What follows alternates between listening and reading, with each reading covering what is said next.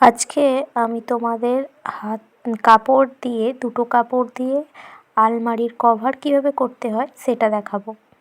ঠিক আছে, তো প্রথমে আমাদেরকে মাপ নিতে হবে, যেটা আলমারির সামনে দিকটা, যে দিকটা পাল্লা আছে, তো পাল্লাগুলো একটা 17 ইঞ্চি আর একটা 17 ইঞ্চি, মানে মোট দুটো পাল্লা নিয়ে 34 ইঞ্চি এখানে মাপ আছে। আর যে সাইড দিকটা হয় সেই দিকটায় 22 ইঞ্চি। ঠিক আছে, আর লম্বে যে মাপটা আছে সেটা 75 ইঞ্চি। মোট এই কটা মাপ নিলেই আমার আলমারির কভার তৈরি হয়ে যাবে।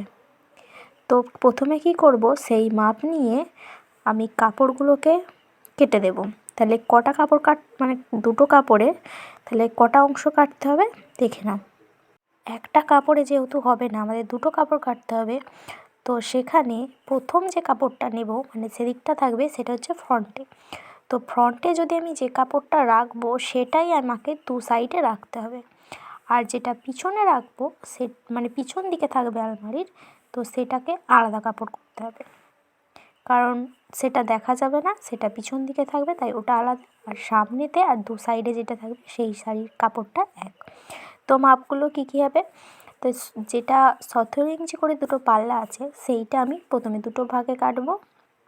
লম্বায় প্রত্যেকটারই 75 ইঞ্চি করে নেব, আর 17 ইঞ্চি করে 34 ইঞ্চি, আর একটা দু সাইডে যেটা আছে সেটা 22 ইঞ্চি করে নেব। ঠিক আছে, আর পিছন দিকের পাটটায় কাটাকাটি হবে না, শুধু 34 ইঞ্চি টোটাল।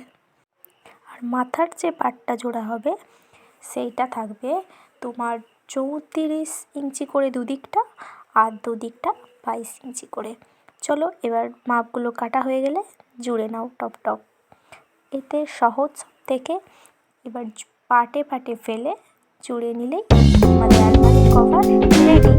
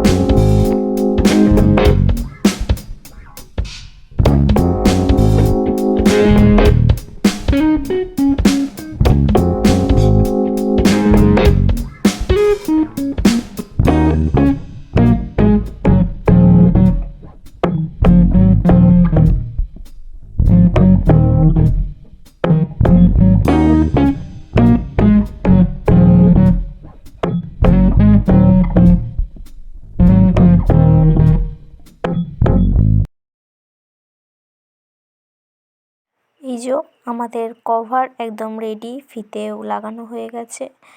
দেখে নাও কেমন হয়েছে, আশা করি তোমাদের ভালোই লাগবে।